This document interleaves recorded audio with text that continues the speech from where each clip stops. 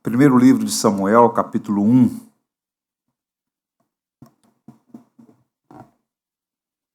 Diz assim então a viva e eficaz palavra de Deus. Houve um homem de Ramataim Zofim, da região montanhosa de Efraim, cujo nome era Eucana, filho de Jeroão, filho de Eliú, filho de Tou, filho de Zufi, efraimita. Tinha ele duas mulheres, uma se chamava Ana e a outra Penina.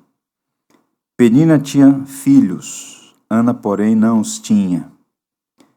Este homem subia da sua cidade de ano em ano a adorar e a sacrificar ao Senhor dos Exércitos em Siló. Estavam ali os dois filhos de Eli, Ofne e Finéias, como sacerdotes do Senhor. No dia em que Eucana oferecia o seu sacrifício, dava-lhe porções desse a Penina, sua mulher, e a todos os seus filhos e filhas. A Ana, porém, dava porção dupla, porque ele a amava, ainda mesmo que o Senhor houvesse deixado estéril. A sua rival provocava excessivamente para a irritar, porquanto o Senhor lhe havia cerrado a madre. E assim o fazia de ano em ano. E todas as vezes que Ana subia à casa do Senhor, a outra a irritava, pelo que chorava e não comia. Então Eucana, seu marido, lhe disse: Ana, por que choras? E por que não comes? E por que estás de coração triste? Não te sou eu melhor que 10 filhos? Após terem comido e bebido em Siló, estando Eli, o sacerdote, assentado numa cadeira junto a um pilar do templo do Senhor, levantou-se Ana e, com amargura de alma, orou ao Senhor, e chorou abundantemente, e fez um voto, dizendo: Senhor dos exércitos, se benignamente atentares para a aflição da tua serva, e de mim te lembrares, e da tua serva te não esqueceres, e lhe deres um filho varão, ao Senhor o darei por todos os dias da sua vida, e sobre a sua cabeça não passará navalha. Demorando-se ela no orar perante o Senhor, passou Eli a observar-lhe o movimento dos lábios. Porquanto Ana só no coração falava, seus lábios se moviam, porém não se lhe ouvia voz nenhuma. Por isso Eli a teve por embriagada, e lhe disse: Até quando estarás tu embriagada? Aparta-te desse vinho. Porém Ana respondeu: Não, Senhor meu. Eu sou mulher atribulada de espírito, não bebi nem vinho, nem bebida forte, porém venho derramando a minha alma perante o Senhor. Não tenhas, pois, a tua serva por filha de Belial, porque pelo excesso da minha ansiedade e da minha aflição é que tenho falado até agora. Então Eli respondeu: Vai-te em paz, e o Deus de Israel te conceda a petição que lhe fizeste. E disse ela: Ache a tua serva mercê diante de ti. Assim a mulher se foi seu caminho e comeu, e o seu semblante já não era triste. Levantaram-se de madrugada e adoraram perante o Senhor, e voltaram, e chegaram à sua casa, a Ramá. Eucana coabitou com Ana, sua mulher, e lembrando-se dela o Senhor, ela concebeu. E passado o devido tempo, teve um filho, a quem chamou de Samuel, pois dizia: Do Senhor pedi. Subiu Eucana, seu marido, com toda a sua casa, a oferecer ao Senhor sacrifício anual e a cumprir o seu voto. Ana, porém, não subiu, e disse a seu marido: Quando for o menino desmamado, levá-lo-ei para ser apresentado perante o Senhor, e para lá ficar para sempre. Respondeu-lhe Eucana, seu marido: Faze o que melhor te agrade, fica até que o desmames, tão somente confirme o Senhor a sua palavra. Assim ficou a mulher e criou o filho ao peito, até que o desmamou. Havendo-o desmamado, levou consigo, com um novilho de 3 anos, uma efa de farinha e um odre de vinho, e o apresentou à casa do Senhor, a Siló. Era o menino ainda muito criança. Imolaram o novilho e trouxeram o menino a Eli. E disse ela: Ah, meu senhor, tão certo como vives, eu sou aquela mulher que aqui esteve contigo orando ao Senhor. Por este menino orava eu, e o Senhor me concedeu a petição que eu lhe fizera, pelo que também trago devolvido ao Senhor, por todos os dias que viver, pois do Senhor pedi, e eles adoraram ali o Senhor. Que Deus nos abençoe. Mãos Talentosas é o nome do livro que narra a história de um homem brilhante chamado Benjamin Carson, médico neurocirurgião dos mais renomados do mundo. Curioso porque nesse livro fica evidente que ele nasceu numa família disfuncional, muito pobre, e que tinha tudo para continuar na miséria social e na pobreza espiritual. Ele e seu irmão foram abandonados por seu pai, sua mãe, uma pessoa muito simples, analfabeta, pobre, vivia no subúrbio da cidade de Detroit e parecia que aquela família não teria um bom futuro, iria de mal a pior. No entanto, a sua mãe, Sonia Carson, ela teve um encontro com Cristo. Jesus Cristo crucificado e ressurreto está vivo e ainda hoje se revela a pessoas. E foi o que aconteceu com aquela família. Tendo esse encontro pessoal com Jesus Cristo, a sua vida foi transformada. E olhando o cenário da sua casa, 2 filhos adolescentes, sem muita disposição para a leitura e para o estudo, numa situação de muita pobreza, ela começou a intensificar as orações em favor dos seus filhos e a pedir sabedoria, o que ela poderia fazer para mudar aquele quadro. E ela então criou, apesar das limitações que tinha, uma forte disciplina de leitura, que no primeiro momento não foi muito bem recebida pelos filhos, mas o coração deles também foi transformado. De modo que o Curtis se tornou um engenheiro renomado, construtor de pontes, e o Benjamin Carson, que foi o melhor da sua turma no ensino médio, ganhou uma bolsa para estudar medicina em Yale e se tornou um notável médico cirurgião. O primeiro a fazer uma cirurgia no útero, de um feto no útero. Impressionante. Renomado, escritor, muito conhecido, recebeu títulos em honra ao seu trabalho em todos os lugares do mundo, inclusive a medalha do Congresso Nacional Norte-Americano. Em uma entrevista ele disse que a sua trajetória como homem público, como médico bem-sucedido, ele devia a Deus, com quem de fato ele teve um encontro também, ele é um cristão professo, um seguidor de Jesus Cristo, e a sua mãe, que de fato exerceu uma grande influência sobre a sua vida. A história do Benjamin Carson, nesse livro, Mãos Talentosas, referenda o que um poeta disse certa vez: a mão que balança o berço governa o mundo. A mãe é a pessoa de maior influência sobre a vida dos filhos. Essa é a regra de ouro. E mães piedosas, mães tementes a Deus, têm uma influência poderosa sobre a vida dos filhos. Elas formam o caráter da pessoa, elas são úteis na estruturação espiritual da igreja. Uma igreja não pode ser forte sem que haja mães fortes, piedosas, que têm uma fé firme no Evangelho e, de fato, abençoam toda a nação. O livro de 1 Samuel é importante porque ele começa com o drama de uma família. Na tradição judaica, uma mulher não poder ter filhos é um problema. Não apenas trazia sofrimento inerente, mas havia um estigma de estar sob uma maldição. Observe que esse livro, o livro de 1 Samuel, é uma dobradiça importante na história da redenção. O que é que você tem antes deste livro? Os Juízes.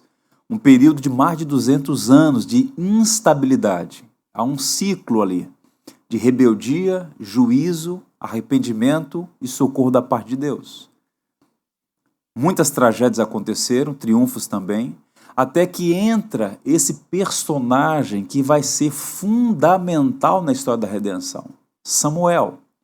E ele é filho de uma mulher que até então não havia nenhuma possibilidade, e esse é o motivo da sua profunda tristeza, ansiedade, ou como ela mesmo diz aqui, a amargura de alma, porque não podia ter filhos. Então, em Siló, onde estava estabelecido o tabernáculo, ela derrama sua alma perante Deus. Diz o texto que ela movia os lábios, mas as palavras não eram pronunciadas. Ela está profundamente ansiosa e aflita. O sacerdote Eli observa aquilo e a julga embriagada. Ela diz, não estou embriagado. O que está acontecendo comigo aqui é que eu sou uma mulher profundamente triste. E ela faz um voto ali. Se Deus concedesse a ela um filho, esse menino seria consagrado ao Senhor. E Deus ouviu a sua súplica, deu a ela um filho que se tornou um dos mais notáveis. Ele foi sacerdote e profeta, o homem que ungiu a Saul e a Davi, reis de Israel. E essa história tem muito a nos ensinar porque Ana, apesar de todas as limitações que tinha, nós não idealizamos pessoas, todos os notáveis homens e mulheres da Bíblia tinham virtudes, mas também tinham fraquezas, tinham suas nódoas. No entanto, Ana, de fato, é um exemplo de mulher piedosa, uma mãe piedosa, que abençoou seu filho, que de fato se tornou um instrumento na mão da providência para cumprir os seus propósitos. Eu queria, nesse dia tão especial, nesta manhã de domingo em que celebramos o Dia das Mães, olhar para a história de Ana e, em particular, seu papel como mãe, e extrair daqui pelo menos 3 lições preciosas que traçam o perfil de uma mãe piedosa. Nós precisamos orar para que Deus nos dê mães piedosas, e Ana é para nós um exemplo. E aqui pelo menos 3 características. Vejamos. Primeiro, uma mãe piedosa influencia os filhos pela oração. Ana era estéril, mas orava pelo filho antes dele nascer. O verso 27 é claro, quando diz assim, por este menino orava eu, e o Senhor atendeu a minha petição que eu lhe tinha feito. Interessante isso. Antes de Samuel ser gerado no ventre, ele foi gerado no coração. Havia uma expectativa, um anseio. Como eu disse ainda há pouco, Paulo afirma que a maternidade é uma missão, é um dom, é uma graça que o Criador dá exclusivamente às mulheres. E Ana suplicava a Deus pela bênção de ser mãe. Ela era uma intercessora. Ela, antes de chorar a dor do parto, ela chorou diante de Deus. Ela sabia que não estava no poder de ninguém, exceto do próprio Deus, dar a ela esta bênção. E Ana, então, é estéril, mas ora, e ela espera um milagre. Ela crê na palavra de Deus, e o Senhor, soberanamente, a favorece. Bem, nós precisamos de mães que insistam com Deus em oração, mães que descansem na providência, mas ao mesmo tempo sejam responsáveis diante do Senhor em orar e derramar a alma perante o Senhor, apresentando seus anseios, colocando seus filhos diante de Deus. Ana entendeu que Deus é quem dá a vida e quem a tira. O Senhor é quem exalta e quem rebaixa. Veja, por exemplo, o Cântico de Ana. Nós vamos comentar um cântico belíssimo em que mostra essa soberania divina. Deus não é nosso servo. Ele é nosso Senhor. Tudo faz como lhe apraz. E ela simplesmente apresenta a Deus e diz, Senhor, se eu receber um menino, ele será consagrado ao Senhor todos os dias da sua vida. Ela tem um homem, seu esposo, Eucana, que era um servo de Deus, que amava a sua esposa, mas que era limitado para entender os propósitos da providência. De modo que, para Eucana, o tempo dos milagres cessou. De modo que ele não encorajou sua esposa, muito pelo contrário, foi em certo sentido até mesmo rude com ela, quando a viu chorando, dizendo, olha, eu não te sou melhor do que 10 filhos. Faltou ele aquela sensibilidade para com a mulher que chorava e lamentava não poder ter um filho nos braços. Todos estavam profundamente consternados em relação à situação de Ana, que de fato era um estigma na cultura hebraica não poder ter filhos. A história de Ana nos ensina, meus irmãos, que a palavra de Deus é que tem e exerce soberania sobre todas as coisas. É Deus quem intervém. Ele faz como lhe apraz, ou como diz o salmista, ele faz com que a mulher estéril seja mãe de filhos. Ou como disse Jesus, naquela situação de total impossibilidade, junto ao corpo morto de Lázaro: se creres, verás a glória de Deus. Eu quero, portanto, encorajar aqui as mães: não desistam dos seus filhos, orem por eles. A oração é um meio de graça, é um recurso poderoso. A oração não move a mão de Deus, como sugerem alguns. A oração é uma confissão de dependência de Deus. A oração não muda a Deus, ela muda a nós mesmos. E à medida que exercemos a oração e confessamos a nossa completa dependência de Deus e a necessidade que Ele faça uma intervenção em nosso favor, nós estamos praticando algo que há milênios, há séculos, homens e mulheres de Deus têm feito para o bem da sua própria alma. Nós cremos na oração como um poderoso meio de graça. A história está repleta de casos de mulheres, homens, pais, que tiveram alegrias como resultado de sua vida de oração em favor dos seus filhos. Essa semana eu escrevi um texto e compartilhei com algumas pessoas pelo WhatsApp sobre Mônica, mãe de Agostinho, talvez um dos ícones que revelam muito sobre a necessidade das mulheres, em particular das mães, de colocarem-se na brecha intercessória em favor dos seus filhos. Ela foi a mãe de Agostinho. Hoje nós conhecemos o doutor da graça, Aurelius Agostinhos, um dos grandes mestres da história da igreja cristã, um homem que está sem dúvida alguma entre os mais importantes teólogos da igreja, uma das mais prodigiosas mentes da civilização humana. Agostinho, de fato, é um dos mais influentes no Ocidente. No entanto, antes de converter-se ao Evangelho, antes de entregar a sua vida a Cristo, submeter-se à palavra de Deus, ele viveu como se Deus não existisse, não é? Criado no norte da África, ele nasceu em Tagaste, uma região onde fica hoje a Tunísia, num lar dividido, sua mãe cristã, seu pai pagão. Cedo saiu de casa, foi tentar a vida em Cartago, de lá foi para Roma, depois para Milão, enfim. Ele viveu uma vida do seu jeito, a seu modo, e reputava a fé cristã como algo indigesto, como uma coisa que não era atraente à sua mente intelectual, e ele foi muito influenciado pelo maniqueísmo, uma seita filosófica que lhe perturbou durante muito tempo. Pois bem, e a sua mãe orava por ele dia e noite, noite e dia, chegando a atravessar o Mediterrâneo e ir em busca do seu filho na Europa, especificamente na Itália. Teve um encontro com ele, tentando persuadi-lo a abandonar o pecado e a voltar-se para Cristo, para o Evangelho, e sempre sendo resistido pelo seu filho rebelde. Ela então procurou o bispo de Milão, o gigante Ambrósio, e chegou a ele com lágrimas nos olhos. E Ambrósio, vendo a aflição daquela mãe, o teria dito: pode ficar em paz, jamais perecerá os filhos destas lágrimas.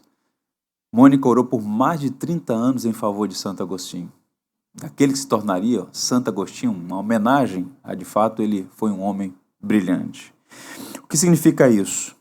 Significa que, por vezes, a oração, ela demanda perseverança. Não é orar hoje e cessar ao final do dia. É orar continuamente, com perseverança. Mães de joelhos, filhos de pé. Por mais de 30 anos orando em favor do seu filho, e Deus o abençoou. De modo que quando Agostinho escreveu a sua obra Confissões, naquele texto belíssimo, que está entre os melhores livros já escritos no mundo, ele disse: se sou teu filho, ó Senhor, é porque me deste tal mãe. Portanto, uma mãe piedosa, tal como Ana, tal como Mônica e tantas outras, são mulheres, são mães de oração. Hoje nós precisamos desesperadamente de mulheres que oram por seus filhos. Nós não vivemos no paraíso, estamos fora do jardim, há ciladas, riscos. Há uma preocupação legítima relacionada a essa pandemia, o Covid-19, as suas implicações, as mães preocupadas e protegendo seus filhos, isso é nobre, é louvável, é legítimo. Mas o principal perigo e os principais riscos que os seus filhos estão sujeitos não são as epidemias apenas, mas o pecado que já está em cada um deles. Nossos filhos são filhos de Adão, nascem com a semente do pecado em si, na sua natureza, e precisam do Evangelho. E as mães precisam, mães crentes, piedosas, tementes a Deus, orar até ver Cristo sendo gestado no coração dos filhos, até que eles nasçam de novo e vivam de acordo com o Evangelho de nosso Senhor Jesus Cristo. Na nossa curta temporada desse lado da existência, estamos nos preparando para a eternidade. Quem tem um filho de Deus tem tudo. Quem não tem um filho de Deus não tem nada. A maior alegria de uma mãe não é ver o filho bem formado, bem empregado, morando num bom endereço, constituindo uma boa família. Não! Essas coisas, conquanto boas e que de fato trazem alegria ao coração daqueles que amam seus filhos, não é o maior legado. O maior legado é o Evangelho. Se seu filho tiver o Evangelho, ele terá tudo, no tempo e na eternidade. Portanto, ore por seus filhos. E a pergunta, ou as perguntas que cabem neste momento são: qual é a situação dos nossos filhos? São pessoas regeneradas? Ouça, regeneradas.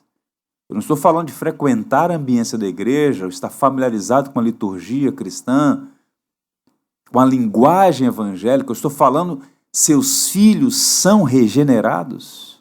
Passaram pela experiência do novo nascimento? Estão consagrados a Deus? Eles têm uma mente cristã? Ou cantam hinos ao Criador no domingo e durante a semana acreditam que o homem é fruto do acaso? Andam no caminho do Senhor? Vivem no centro da vontade de Deus? Abraçaram o Evangelho de Jesus Cristo? Cristo é o amado da alma de seus filhos? Eu sei que a responsabilidade é pessoal. Cada um dará contas de si a Deus. Mas os pais, e em particular as mães, têm uma responsabilidade muito grande. Quem ama, cuida. E o maior cuidado que uma mãe pode ter pelos seus filhos é dobrar os seus joelhos. Diariamente, todo dia e o dia todo. Tiago diz, no capítulo 5 de sua carta, a oração de uma pessoa piedosa tem muito poder. Em que sentido ele diz isso? No sentido de que a constância, consistência, perseverança, Deus ouvirá a oração do contrito, da mãe piedosa que, como Ana, derramava sua alma perante o Senhor. Hudson Taylor, um dos grandes missionários da igreja, que serviu ao Senhor na China continental, ele passou por um período de grande tribulação, uma aflição sem precedentes na sua jornada naquele país, pregando o Evangelho. Ele fixou à porta da sua casa uma placa com 2 frases em hebraico. Você não precisa ser um especialista em hebraico para saber o significado dessas palavras. São familiares na tradição judaico-cristã. Ebenezer e Jeová Jireh. E perguntaram a ele: o que significam essas palavras? Por que você as fixou à porta da sua casa? E ele teria dito assim: quando eu olho para trás, eu vejo a mão de Deus abençoando a mim e a minha família. E eu posso dizer: até aqui me ajudou o Senhor. Quando eu olho para frente e vejo os desafios que se agigantam diante de mim, eu digo: o Senhor proverá. E aquele notável homem piedoso disse: durante mais de 40 anos, o sol nunca se levantou na China sem me encontrar de joelhos em oração. Quem pode dar um testemunho desse? antes do raiar do sol, os joelhos dobrados. Isso parece um padrão altaneiro e inatingível, mas eu quero te encorajar. Dobre os seus joelhos. Impõe as mãos sobre os seus filhos. Talvez seus filhos já sejam grandes, crescidos, adultos, com a vida independente. Isso não impede você de orar por eles. Ore por seus filhos. Não importa a idade, é dever constante das mães orar por seus filhos. Agora, se os seus filhos estão numa idade pequena, ainda na sua dependência, sob o seu teto, vá ao quarto deles, impõe as mãos, ore por eles. Bem-aventurada é a mãe que ora por seus filhos. Ela certamente terá muitas alegrias na sua jornada. Mães de joelhos, filhos de pé. Um segundo traço no perfil de uma mulher piedosa, de uma mãe devota ao Senhor. Uma mãe piedosa influencia os filhos através da palavra. Observe, irmãos, Ana teve pouco tempo com Samuel, mas o ensinou a amar a Deus. Observe que no capítulo subsequente, no capítulo 2, há uma nota instrutiva que nos encoraja a imitar os passos desta heroína na fé. Diz assim então a palavra: Samuel ministrava perante o Senhor, sendo ainda menino, vestido de uma estola sacerdotal de linho. Sua mãe lhe fazia uma túnica pequena e de ano em ano lhe trazia quando, com seu marido, subia a oferecer o sacrifício anual. Quando eu olho essa passagem, leio, imaginando aqui o cenário, o contexto, eu me emociono. Pense comigo.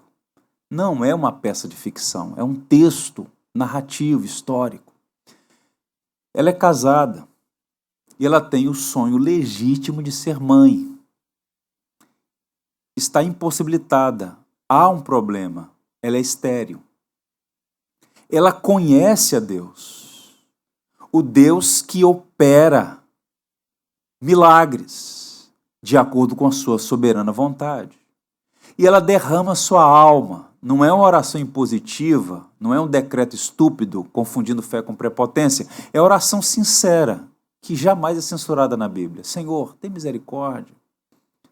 Triste, amargurada, ela derrama sua alma perante o Senhor e faz um voto. Se o Senhor me der um filho, eu vou consagrá-lo ao Senhor. Se eu me der, eu devolvo. Ela não quer um troféu para exibir como um símbolo de vaidade numa disputa com Penina, que naquele contexto também era esposa do seu marido. Ela quer um filho para ter alegria de ser mãe e vê-lo servindo ao Deus de Israel. Deus, nos desígnios de sua providência, concede a bênção. O menino nasce. E então, por 3 anos, um período limite ali do processo de amamentação, ela fica com o garoto, uma criança. Ela amamenta, ela cuida, ela cria, ela educa. E quando o garoto, então, passa desse processo de desmame, ela vai a Siló, uma jornada longa, se apresenta ao sacerdote Eli e diz: olha, eu sou aquela mulher que o Senhor julgou por embriagada, mas que apenas estava derramando o coração, e que o Senhor disse: vá e o Deus de Israel te conceda a bênção que pediste. Deus me abençoou, está aqui essa criança, eu quero que seja um servo do Senhor, que ministre perante o altar do Senhor. E então Eli recebe a Samuel, que se torna o grande profeta e sacerdote, um personagem importante na história da redenção. Agora tente imaginar, ela entrega o filho ao Senhor. Não deve ter sido fácil. Você faz uma viagem, entrega o seu filho, dá as costas e volta para casa. Sem o filho. Tente imaginar ela em casa. Olha para os lados, a criança não está mais ali. Mas ela sabia, como o próprio nome sugere, do Senhor pedir. Filhos não são nossos. Elas pertencem ao autor da vida. Ela consagra a Deus. E o texto vai dizer que Deus lhe deu mais 5. 3 meninos e 2 meninas. E a maior de todas as alegrias vê-los servindo ao Senhor, especialmente Samuel, um homem notável, servindo a Deus. Quando ela fez aquela túnica de linho, obedecendo a todos os requisitos do Pentateuco, ela uma vez por ano, o menino está em crescimento, não era uma túnica única, à medida que ele ia crescendo, ela ia fazendo uma túnica nova, e quando ela ia vestir aquele garoto, eu imagino que com lágrimas nos olhos, ela olhava nos olhos do seu filho e dizia: sirva ao Senhor, sirva ao Senhor, com integridade, com alegria, com amor. Ela influenciou o pequeno Samuel através da palavra. Ela não tinha uma Bíblia como nós temos hoje, mas ela é herdeira de uma tradição. Seu marido é piedoso, vai ao templo, o tabernáculo em Siló uma vez por ano. Ela possivelmente tinha de memória porções do Antigo Testamento. Tanto é que o Cântico de Ana está encharcado de Bíblia. Os biblicistas perguntam de onde vem essa linguagem bíblica? Vem das memórias, do ensino oral que recebiam as famílias em Israel. Portanto, Ana, ela é uma mulher que influenciou profundamente a sua família por meio da palavra. E essa atitude de Ana de devolver o seu filho ao Senhor, de fazer uma túnica anualmente, vestir o seu filho, e de dedicá-lo e consagrá-lo ao Senhor, tudo isso apontava para o fato de que ela o influenciou por meio da palavra, verbalizada e pelo seu testemunho de vida, como nós vamos mostrar. Uma criança de 3 anos de idade não tem condições suficientes para assimilar conteúdos exaustivos, de alta complexidade cognitiva, mas certamente Ana desejou, na verdade, que as primeiras recordações da infância do pequeno Samuel fossem a palavra de Deus guardada no seu coração, na sua memória. Eu me recordo de uma situação em que uma amiga vai visitar uma mãe, uma jovem mãe, que está sentada numa poltrona com seu bebê no colo e em uma outra mão, uma Bíblia aberta e ela lendo as escrituras para o bebê. E a amiga interpelou dizendo assim: mas você não espera que a criança esteja entendendo, é um bebê. E a mãe teria dito: eu sei que ele não entende, mas eu quero que as primeiras recordações que ele tenha da infância seja vendo e ouvindo a palavra de Deus. Influência através da palavra. Toda mãe é, por natureza, uma educadora. Resta saber se é boa ou ruim, mas é necessariamente uma educadora. A palavra da sabedoria e instrução, na verdade, devem estar nos lábios das mães. Tal como Eunice, a mãe de Timóteo, há uma nota interessantíssima, Paulo dizendo a Timóteo: desde a infância, vírgula, sabes as sagradas letras. Não é uma coisa interessante? Hoje nós estamos vivendo aí no advento dessas tecnologias todas, crescimento nas mais variadas áreas do saber. As crianças hoje têm um conhecimento impressionante e os pais fazem um esforço gigante, colossal, para dar boa educação aos filhos, né? Ser fluente em mais de um idioma, 2, 3 idiomas, né? Os melhores cursos, para que tenha melhor pontuação, as melhores universidades, uma boa colocação no mercado de trabalho. Essas coisas todas, repito, são importantes, têm o seu valor. Mas seria interessante se as mães, se os pais também se esforçassem para tirar os filhos da ignorância espiritual. Eu não estou falando de memorizar histórias bíblicas apenas. Quem foi Sansão, Daniel, Davi, Elias. Começa por aí, com essas narrativas. Mas o ensino por trás das narrativas, porque toda a Bíblia, o coração da Bíblia é Cristo. E o primeiro educador dos filhos cristãos são os pais. O magistério da igreja é importante. O púlpito, as salas de ensino, mas nada substitui o dever moral e prazeroso que os pais devem ter em ser instrutores dos seus filhos, mostrando a eles o caminho, no caminho, abençoando suas vidas. Portanto, que a palavra de Deus seja um meio de graça através do qual você abençoa os seus filhos. A HBO produziu alguns anos atrás uma série com Tom Hanks, uma série produzida pelo Steven Spielberg. Chama-se Band of Brothers. Extraordinário, uma mega produção sobre a Segunda Guerra Mundial. Nós sabemos que a entrada dos Estados Unidos na Segunda Guerra foi decisiva para deter o nazismo. E, de fato, os aliados foram vitoriosos. A guerra terminou em 1945. Quem estava à frente daquele movimento, os aliados, foi um norte-americano chamado Dwight Eisenhower, comandante supremo das forças aliadas. Um gigante. Ele veio a ser presidente dos Estados Unidos por 2 mandatos. Agora, o que poucas pessoas sabem é que ele era um piedoso cristão, criado na ambiência de um lar onde sua mãe, Ida Eisenhower, orava por ele e o instruiu no Evangelho. Ele recebeu forte influência da sua mãe.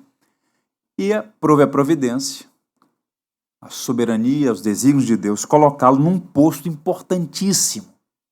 E ele diz no seu diário, eu tive a oportunidade de ler esse documento, que naquele dia, que foi considerado o dia mais importante daquele período da história, o dia D, o desembarque dos aliados nas praias da Normandia, na França, havia uma tensão. Onde deveriam desembarcar as tropas? O Conselho de Guerra, o comando, definiu uma data, definiu o local na Lombardia e não no norte, como esperavam os alemães. Mas no dia, ou na véspera daquele dia, as condições climáticas não eram favoráveis e havia uma crise no gabinete, porque não havia consenso se adiavam ou se mantinham a posição. E o comandante supremo, Dwight Eisenhower, comenta aquela noite. Ele diz assim: eu sabia que não tinha sabedoria necessária, mas me voltei para Deus. Pedi que Ele me desse sabedoria, submeti-me a Deus. Ele me deu uma direção clara, deu-me condições de enxergar o que era certo e me deu coragem de tomar a minha decisão. Finalmente, Ele me deu paz interior no conhecimento de que, tendo sido guiado por Ele na decisão, poderia também deixar os resultados por conta dele. Eles desembarcaram na Normandia e deram ali o passo para a vitória final, o dia D, em agosto de 1944. Percebam, irmãos, quem pode mensurar o que Deus pode fazer através de alguém consagrado a Cristo? Quando João Batista nasceu, Lucas 1,66, há uma pergunta: que porventura virá a ser este menino? O que Deus quer fazer nos seus filhos através deles? Seja uma mãe piedosa, ore por seus filhos, influencie os seus filhos através da palavra. Uma criança que cresce sob a influência da palavra de Deus é uma bênção para a sua família, mas também para a sociedade, para a nação, para o mundo inteiro. Que as mães sejam abençoadas nessa direção. Por fim, uma mãe piedosa influencia os filhos pelo exemplo. Ana recebeu de Deus um filho e o consagrou de volta a Deus. Exemplo. Ela ora, ela ensina e ela dá testemunho. 1 Samuel, versos 27 e 28 dizem assim: por este menino orava eu, e o Senhor atendeu a minha petição, que eu lhe tinha feito. Por isso também ao Senhor eu o entreguei por todos os dias que viver, pois ao Senhor foi pedido, e adorou ali ao Senhor. Ela recebe, ela devolve. Ana está comprometida com Deus de Israel. Ela está honrando o compromisso que fez com o Senhor. Ela prometeu a Deus e o devolveu ao Senhor. Samuel não foi apenas um grande filho, mas um grande homem, o maior da sua geração. Ainda hoje, um incontável número de pessoas no mundo inteiro recebem o nome desse menino, Samuel. Um lindo nome. Foi o maior profeta, o maior sacerdote e o maior juiz de Israel naqueles dias. E Ana teve participação decisiva para que Samuel fosse o grande homem que foi, porque ele influenciou seu filho pela oração, pela palavra e pelo testemunho. Antônio Vieira dizia que as palavras podem ser levadas pelo vento, mas para ministrar ao coração é necessário o exemplo. O exemplo e o exemplo são fundamentais na vida dos nossos filhos. Eles nos observam. Eu não estou querendo colocar aqui a figura de Ana como alguém perfeita, como alguém, uma espécie de heroína grega sem falhas, sem nódoas. Não, ela tinha limitações. E nós precisamos ensinar os nossos filhos falando sobre a graça de Deus, sem a qual nenhum de nós pode dar um passo sequer. Não podemos ser pais e mães, não podemos abençoar ninguém, se não for a graça de Deus. Somos pecadores. Ana também era pecadora, carente da misericórdia do Senhor. O que eu estou a dizer é que, de fato, ela buscou viver uma vida piedosa e foi um exemplo para o seu filho. Na sua piedade, na sua fé, na sua esperança. De fato, ela deu bom testemunho e o seu filho viu, não apenas nos seus lábios, mas na sua vida, seu temor ao Deus de Israel. Deixa eu contar uma história que também me abençoa muito, do homem chamado Archibald Graham Simonton. Ele foi o pioneiro da igreja presbiteriana no Brasil. Nasceu nos Estados Unidos, século XIX, filho de pais piedosos, influentes. Seu pai era deputado federal, médico, muito bem sucedido. Mas veio a falecer o pai dele. E aquilo entristeceu profundamente o menino, ainda jovem. Ele passou uma temporada assim, afastado do Senhor, como que ressentido. E há muitas pessoas que, diante da dor, da tragédia, do infortúnio, do inesperado, se ressentem de Deus. Por que Deus permitiu? Por que isso aconteceu? E Simonton ficou nessa situação, mas a sua mãe dobrou os joelhos e falou: Deus, alcança o coração do meu filho. Trata dele. E de fato ele deu pública profissão de fé, aos 22 anos de idade, consagrou-se ao Senhor. Tudo indicava que ele seguiria a carreira de medicina, mas Deus o chamou para a obra do ministério. E no seminário ele ouviu falar de um país chamado Brasil, na América do Sul. E então colocou no seu coração vir para cá, e aqui ele desembarcou para servir ao Senhor e fundou aqui a Igreja Presbiteriana no Brasil. Um servo de Deus. Morreu jovem, mas deixou um grande legado. Mas a história vai testemunhar que quando ele estava decidido a vir para o Brasil, sua maior preocupação era sua mãe. Como dizer isso à sua mãe? Como dizer que estava vindo para o Brasil numa época como aquela, século XIX? Você tinha um bilhete de ida, não sabia se voltaria, e de fato nunca voltou. Nunca mais pôde rever a sua mãe.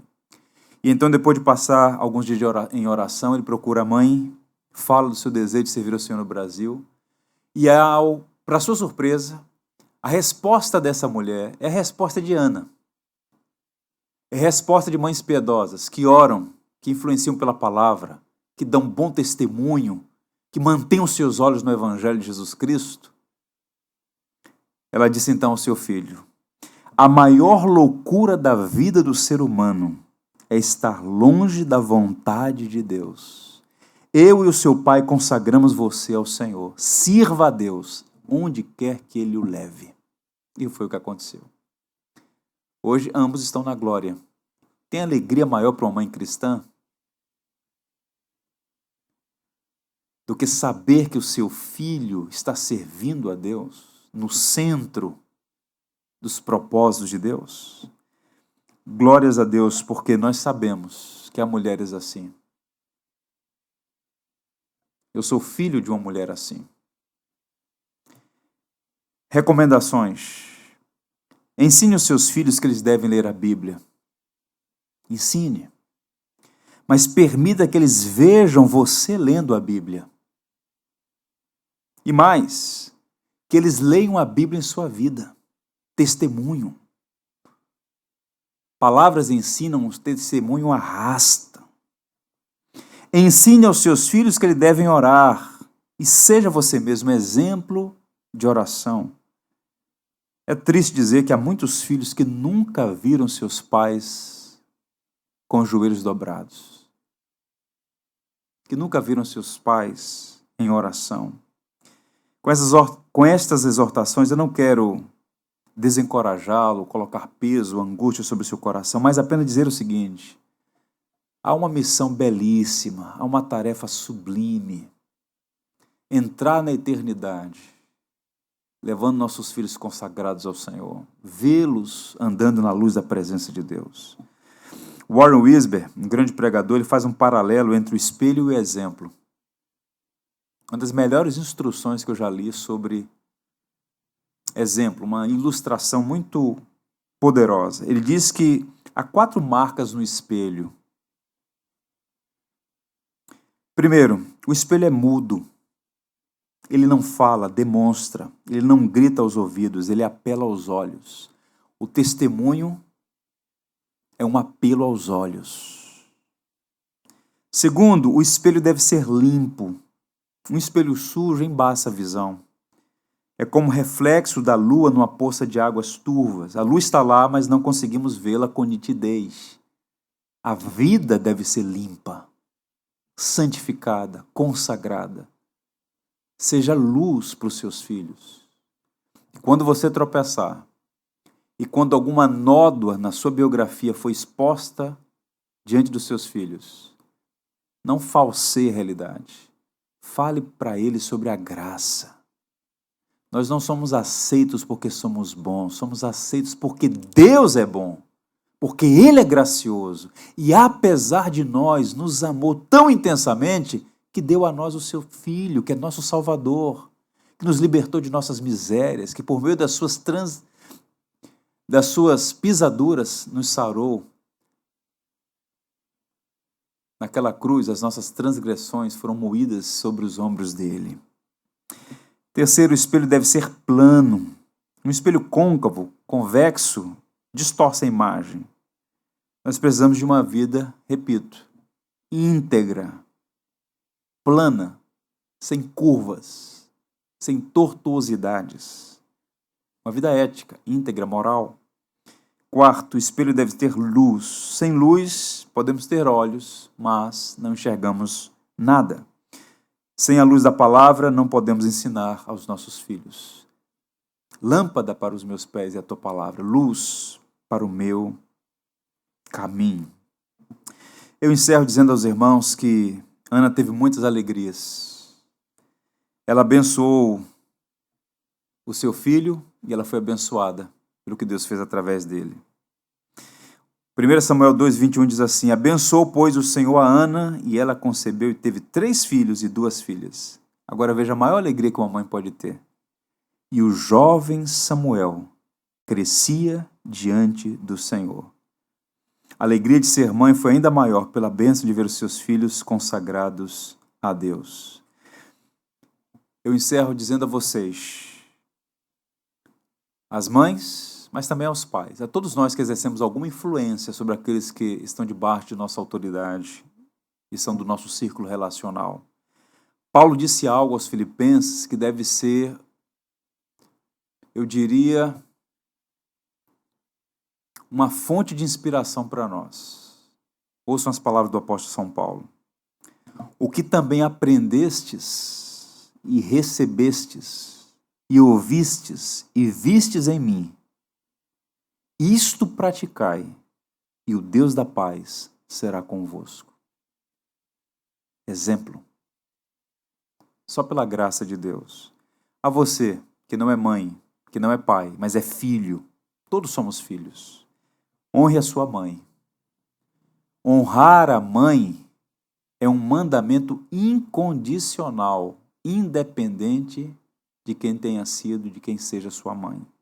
É um mandamento acompanhado de promessa. Honre a sua mãe. Alegre a sua mãe. A Bíblia diz que o filho sábio alegra o coração dos pais. Não dê tristeza à sua mãe. Alegre a sua mãe. E agradeça a sua mãe. Toda bênção procede de Deus. Deus usa meios. Um desses poderosos meios é a nossa mãe. Seja grato. Nesse dia, se você tiver a oportunidade, muitos não têm mais, apenas as memórias, mas se for o seu caso, se você puder, agradeça a sua mãe pela bênção que ela é na sua vida. Eu encerro ministrando aqui uma bênção bíblica para todas as mães que nos acompanham nesse dia. O Senhor te abençoe e te guarde.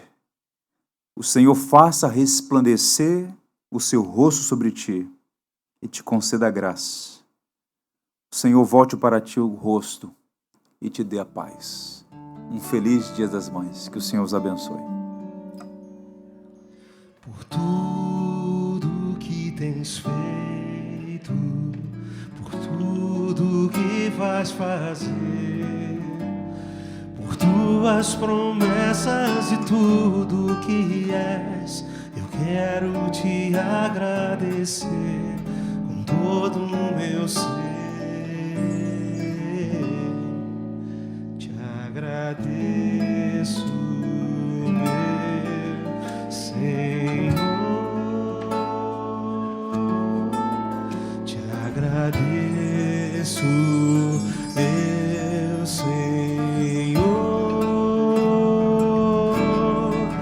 Te agradeço por me libertar e salvar, por ter morrido em meu lugar. Te agradeço, Jesus, te agradeço.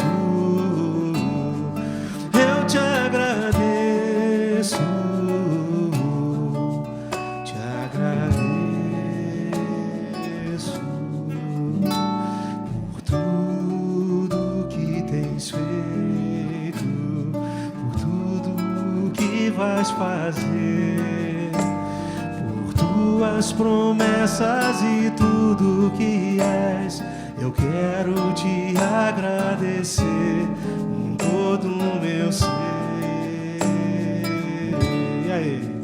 Te agradeço, meu Senhor. Te agradeço, meu Senhor. Te agradeço por me libertar e salvar,